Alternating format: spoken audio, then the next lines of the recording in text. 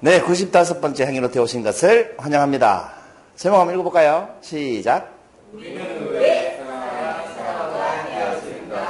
우리 얘기하다 보니까 우리 보혜 양이 내년에 설 전에 결혼한다네요.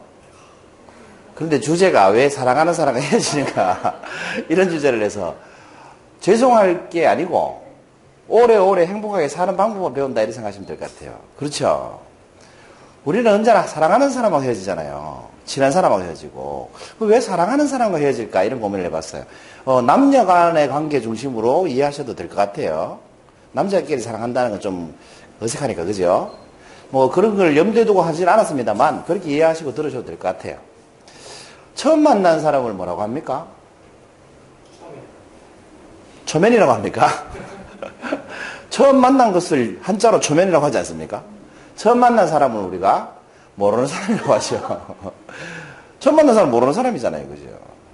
그죠? 그 사람을 두 번째 만나면 뭐라고 합니까? 아는 사람이라고 합니까?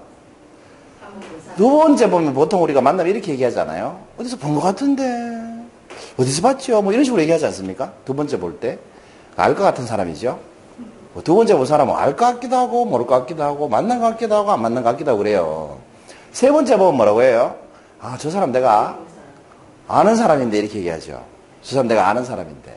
한 세 번째쯤 보면 아는 사람이 되는 것 같아요. 모르는 사람이 아는 사람 되는 것 같아요. 이 사람을 자주 만나면 어떻게 됩니까? 그 지인이라고도 하고, 친한 사람이라고도 하고, 친분 있는 사람이라고도 하고. 그 자주 만나게 되니까 친한 사람이 되잖아요. 그죠? 근데 이런 사람을 계속 자주 만나고 싶은 사람이 되면 어떻게 돼요? 아니에요. 뭐 계속 자주 만나고 사랑하면 우린 정말 사랑하는 사이다. 그죠? 매주 만나잖아요. 이렇게 계속 자주 만나고 싶은 사람이 이제 친구가 되는 거죠. 친구가 되고 나면 계속 자주 오래오래 보고 싶잖아요. 그죠? 여러분, 친구끼리는 어떻게 해요? 처음에 이렇게 모르는 사람한테는 좀 경계를 하죠. 그 다음에 알 것 같은 사람한테는 좀 관심을 가지고 알려고 하죠. 그 다음에 아는 사람이 되고 나면 그 다음 뭐 하고 싶어요? 좀 친해지고 싶어 하죠. 그리고 친해지고 나면 그 사람이 이제 친구가 되는 거죠. 뭐 10살까지는 친구 먹는다 그러잖아요. 내가 30살이면 40부터 20살까지 다 친구인 거지 뭐. 그렇지 않아요? 그런데 우리 친구라는 거 어른들하고도 친구가 될 수 있죠. 그 누구나 친구가 될 수 있는 것 같아요. 그 친구가 되면 계속 자주 보고 싶어지잖아요. 그죠? 그런 의미에서 우리 협회 회원분들은 다 친구인 것 같아요. 이렇게 안 보면 보고 싶고 생각나고 그러니까. 그런 게 친구 같습니다. 궁금하고 뭐 어려운 일 있으면 도와주고 싶고 좋은 일 있으면 축하해주고 싶고 그런 게 친구 같아요. 그죠? 그렇지만 친구 사이에는 뭘 안 해요? 구속하지 않죠. 그래서 나 누구 만나러 간다. 우리 예를 들어 보혜 양이 다른 남자 만나러 간다. 질투 안 하죠, 제가. 그렇나 이렇게 얘기하지. 그렇지 않습니까? 그 친구 관계에서는 사생활을 보장해 주죠. 아, 저 친구가 무슨 공부를 하는갑다. 저 친구가 누구를 만나는갑다. 무슨 일을 하는갑다. 이렇게 인정을 해 주잖아요. 그죠? 그리고 도움을 요청하면 도와주고. 그런 게 친구인 것 같아요. 이 친구가 발전하면 늘 함께 있고 싶은 사람이 되죠. 늘 함께 있고 싶은 사람. 사람이 왜 결혼을 한다고 합니까? 이 결혼하신 분들은 왜 결혼하셨어요? 놀라고. 이 40대 이상은 저렇게 얘기를 해요. 우리 20대는 왜 결혼합니까? 사랑하니까. 사랑하니까 결혼하는 이유는 데이트하고 각자의 집으로 가는 게 싫어서. 같은 집으로 들어가면 헤어지지 않아도 되잖아요. 그죠? 잠깐 헤어지고 다음날 보는데도 그 잠깐 헤어지는 게 싫어가지고 결혼한다고 해요. 결혼하는 사람들은. 늘 같이 있고 싶으니까. 늘 함께 하고 싶으니까. 그런 사람을 우리가 사랑하는 사람이다. 이렇게 얘기합니다. 이 사랑하는 사람이 되고 나면 어떤 생각을 하게 돼요? 그 다음부터는 친구일 때는 이런 거죠. 사랑하는 사람이 되고 나면 그 사람은 나를 중심으로 사는 사람이어야 합니다. 여기서부터 문제가 생기기 시작합니다. 친구일 때는 저 사람이 다른 여자를 만나도 되고 다른 남자를 만나도 되죠. 그리고 무슨 일을 하든 별로 간섭하지 않죠. 근데 사랑하는 사람이 되는 순간 통제하기 시작합니다. 누구 만나러 가? 안 돼, 가지 마. 무슨 모임에 가? 안 돼, 가지 마. 돈 얼마 썼어? 내놔봐. 내역 내놔봐. 이렇게 얘기하죠. 우스갯소리로 여러분 다 아시는 얘기지만 남자가 데이트할 때는 그 친구 관계가 있지. 결혼하기 전에 사랑하는 사람이기 전에는 어때요? 돈을 막 잘 쓰는 친구를 좋아하죠. 친구 관계일 때 술 잘 사주는 친구 좋아하고 밥 잘 사주는 친구 좋아하고 그죠? 연애할 때는 꽃 막 100송이 사주면 좋아하고 결혼하면 꽃 100송이 사면 차라리 돈으로도 이렇게 얘기하고 그렇지 않습니까? 그 친구 관계일 때는 친구들하고 술 마시러 가가지고 막 이렇게 좋은 데도 가고 술값도 많이 쓰고 그러잖아요. 근데 결혼하고 나면 남자들이 술값 못 쓰죠. 눈치 보여가지고. 새벽에 술 먹는데도 와이프 생각을 해야 되고, 늘. 어떻게 하면 안 들킬까 걱정해야 되고. 그러니까 술값 안 들키려고 어떻게 했다고 그래요? 새벽 3시에 술값을 끊는데, 어떤 남자가 그 지배인 보고, 와이프 알면 안 되니까 식당 영수증 끊어도. 근데 이 사람 집에 새벽 5시 집에 가가지고 맞죽었대잖아, 와이프한테. 이유가 뭐예요? 영수증을 보니까, 김밥 천국 150만 원, 이렇게 그랬다는 게 있어요. 그게 친구 관계일 때는 그런 짓을 안 해야 되는데, 이게 사랑하고 결혼하고 이렇게 대상이 생기기 시작하면 어떻게 돼요? 그렇게 된다는 거예요. 이 사랑하는 사람이 되는 순간 이 사람은 나를 중심으로 살아야 돼요. 아프면 달려와야 되고 내가 배고프다 맛있는 거 사주러 와야 되고 늘 내 걱정을 해줘야 되고 내가 싫어하는 건 하면 안 돼요. 여기서부터 문제가 생기기 시작하는 거죠. 사실은. 반대로 돼야 되죠. 사랑하면 더더욱이 믿어주고 더 자유롭게 해줘야 되는데 반대로 되기 시작합니다. 그럼 나를 중심으로 살아야 하는 사람 입장에서는 이게 어떤 삶을 살게 되는 거예요? 이런 사람은 어떻게 사는 사람이에요? 구속받는 사람이에요. 그 친구에서 사랑하는 사람이 되면 그때부터 어떤 사람이 돼요? 구속받는 사람이 돼요. 근데 처음에는 괜찮아요. 보통 3년 정도 괜찮다고 하죠. 3년 정도는 구속받는 게 좋아요. 신경 써주는 것 같고 아껴주는 것 같고 걱정해주는 것 같고. 3년이 넘어가면 어떻게 됩니까? 이 구속받는 사람은 3년이 넘어가면 어떻게 돼요? 과학적 근거는 없습니다. 왜 3년인지. 어떤 사람은 30년 가기도 하고 어떤 사람은 3개월 가기도 해요. 구속받는 사람은 자유롭고 싶은 사람이죠. 왜? 구속받는다고 느끼니까. 내가 구속받는다고 느끼지 않으면 자유롭고 싶은 사람이 아닌데 구속받는다고 느끼는 순간 이 사람은 어떤 사람? 자유롭고 싶은 사람인 거죠. 여러분 구속이라는 단어가 뭘 의미합니까? 제가 여기 보혜양을 구속한다라고 한다면 이거는 뭐 하고 싶다는 거예요? 지배하고 싶다는 뜻이에요. 통제하고 싶다는 뜻이 돼요. 구속한다는 거. 그러니까 내 마음대로 움직여줘야 된다는 거죠. 그럼 더 이상 뭐예요? 독립된 인격체가 아닌 거죠. 마음대로 할 수가 없어지니까. 그게 계속 반복되면 자유롭고 싶어지겠죠. 누구나. 제발 잔소리 좀 하지 마라. 제발 내 하는 거 딴지 좀 걸지 마라. 이렇게 얘기하게 되잖아요. 그죠? 그러면 상대방 뭐라고 얘기합니까? 니는 안 그러나? 그러면서 서로 막 구속을 합니다. 그래서 자유롭고 싶은 사람은 어떤 사람입니까? 구속받으면 자유롭고 싶은 사람이 되고 자유롭고 싶은 사람은 어떤 사람입니까? 이런 사람으로 변합니다. 단점 발견 전문가.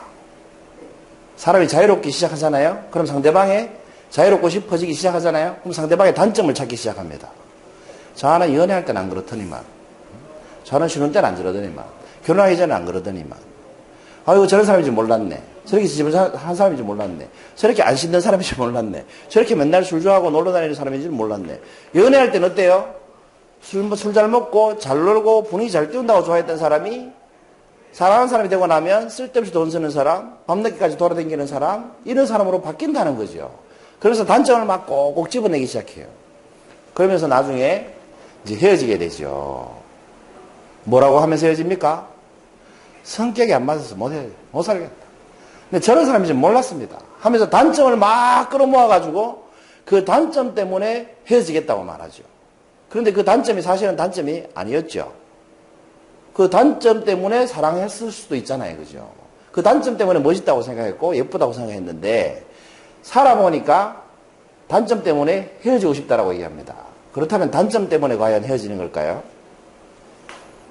아니라는 거죠. 우리는 왜 사랑하는 사람과 헤어질까요? 이게 오늘의 질문 아닙니까?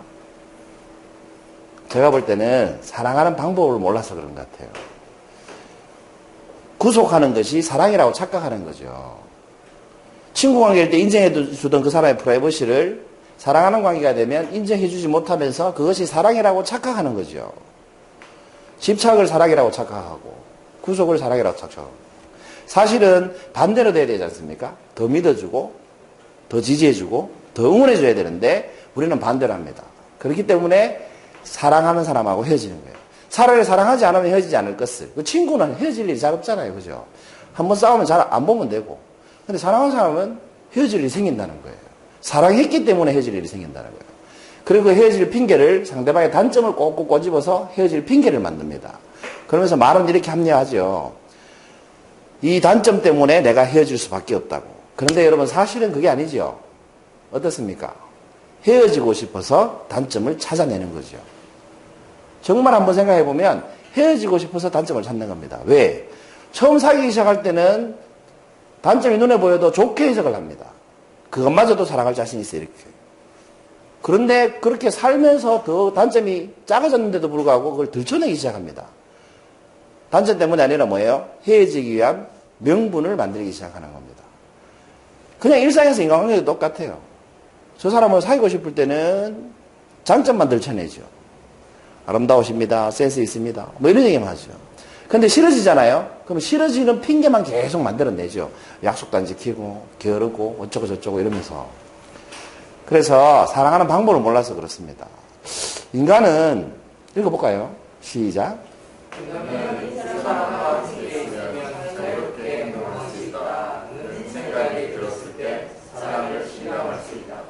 네, 미움받을 용기라는 책에 보니까 이런 말이 있더라고요. 사람은 이 사람하고 함께 있을 때 내가 무슨 짓을 해도 속된 말로 무슨 짓을 해도 이 사람이 나를 자유롭게 해줄 때 아, 이 사람이 나를 정말 사랑하는구나 라고 느낀다고 합니다. 그런데 내가 뭐 조그만 거 뭐 하나 하려 해도 간섭하고 왜 사야 되는데 왜 해야 된다고 물어보면 이 사람 나를 못 믿는구나 라고 느끼게 되겠죠. 자유롭지 못하겠죠. 자유롭지 못하면 이 사람이 도대체 나 사랑하는 사람 맞아? 이런 생각이 들기 시작한다는 겁니다. 여러분 사랑하는 방법을 잘 모르는 거죠. 그 사랑하긴 하는데 방법을 잘 모르는 것 같아요. 그 알기가 좀 쉽지 않은 것 같아요. 또 여러분 이런 얘기 아십니까? 선인장하고 어떤 꼬마가 사랑했던 사랑 이야기 아십니까? 선인장과 꼬마가 굉장히 사랑을 했어요. 그래가지고 서로 대화를 하는데 물었습니다. 선인장아, 너는 소원이 뭐니? 나는 누가 나를 꼭 안아줬으면 좋겠어. 그래서 선인장이 묻습니다. 꼬마 보고 너는 소원이 뭐니? 나는 네가 웃는 모습 한번 봤으면 좋겠어. 그 선인장은 자기를 아무도 안아주지 않으니까 늘 우울한 거예요. 안고 싶어도 안아주지 않으니까. 그렇죠? 근데 꼬마의 소원은 선인장이 웃는 거예요. 그래서 둘이 합의를 봅니다. 서로 사랑하는 사이니까. 그럼 선인장아 내가 너 안아줄게. 대신에 네가 웃어줘. 그래 그러자. 하고 꼬마가 선인장을 안았습니다. 안으니까 어떻게 돼요? 피가 나죠. 꼬마가 찔려서 피가 납니다. 찔려서 피가 나는 꼬마를 보고 선인장이 웃을 수 있어요? 울기 시작합니다. 꼬마야 그만해. 너 피나. 아프잖아. 그랬더니 꼬마의 소원은 뭐였어요? 선인장이 웃는 모습을 보는 거였어요. 아, 선인장이 더 세게 안아달라고 그러는구나 하고 더 세게 안았어요. 피가 더 많이 나죠. 그래서 선인장이 엉엉 울면서 제발 그만하라고. 너 피난다고. 내가 슬프잖아. 그만하라고. 우리는 사랑을 이런 식으로 한다는 거죠. 그런데 이 마음은 어때요? 선인장은 웃지 못하는 이유가 꼬마를 걱정하기 때문이고 꼬마가 피가 남에도 불구하고 선인장을 계속 안는 이유는 뭐예요? 선인장이 웃기를 바라기 때문입니다. 그렇지만 방법이 어때요? 잘못됐습니다. 그래서 슬픈 거예요. 사랑은 슬프다 이렇게 말하는 것은 저는 사랑은 슬플 이유가 없다고 생각하는데 사랑은 슬픈 거다 이런 얘기가 나오는 걸 보면 아마 사랑하는 방법이 잘못돼서 사랑이 슬프다라고 말하지 않을까 그런 생각을 해봤습니다. 그럼 선인장과 꼬마가 슬프지 않고 서로 사랑하려면 어떻게 해야 될까요? 서로 소원도 들어주고 서로 소원도 들어주면서 아프지 않으려면 슬프지 않으려면 어떻게 해야 될까요? 그럼 못 안아주잖아. 선인장의 소원을 들어줄 수가 없잖아요. 선인장의 소원을 바꿔야 돼요. 그건 사랑하는 게 아니잖아. 그거 아프게 하는 거잖아. 가시를 뽑아야 돼요. 야, 제 생각에는 이렇게 하는 것 같아요. 가시를 뽑는다는 것은 전혀 사랑이 아닌 것 같아. 가시를 뽑을 생각이 든다면 차라리 갑옷을 입지. 그게 사랑 아니겠어요? 담요를 꼭 싸가지고 안아주면 되지 않을까요? 선인장의 가시는 담요를 뚫을 수 있다. 그 선인장 가시 길이보다 더 두꺼운 담요를 싸주면 되지 않을까요? 네.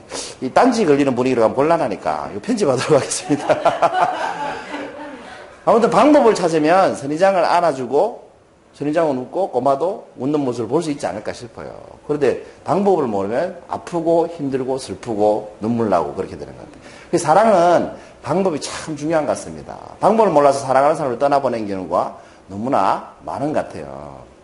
그래서 자유롭게 해주는 것이 진짜 그 사람이 사랑을 느끼게 하는 방법인 것 같습니다. 내년에 결혼하시면 신랑을 자유롭게 내버려 두시기 바랍니다. 진정한 사랑을 하고 싶다면, 그렇다면 반대로 진정한 사랑을 하고 싶다면 어떻게 하면 될까요? 알프레드 아들러라는 심리학자 있죠. 우리 세계적으로 3대 심리학자를 꼽으라면 첫 번째 누구예요? 프로이드죠.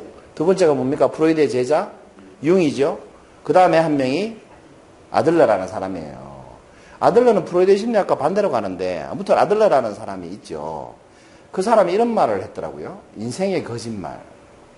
인생의 거짓말이라고 번역이 돼 있던데 이 인생의 거짓말이 뭐냐 하면 어떤 사람이 예를 들어서 자기 방에 들어앉아가지고 꼼짝도 안 하고 밖에 나오지 않는다.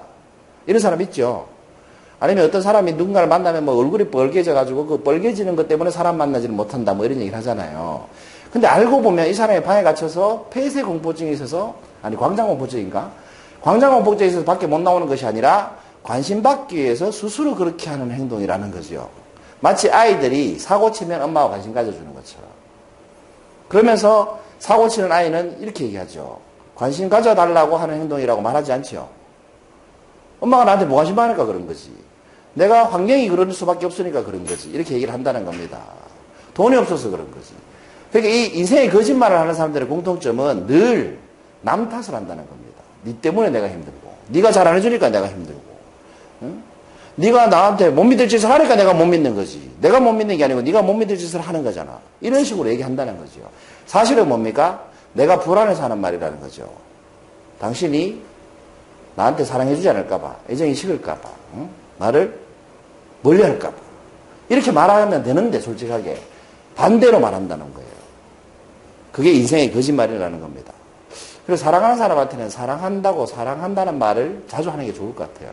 근데 우리는 사랑하는 사람일수록 사랑한다는 말 대신에 뭘 자주 해요?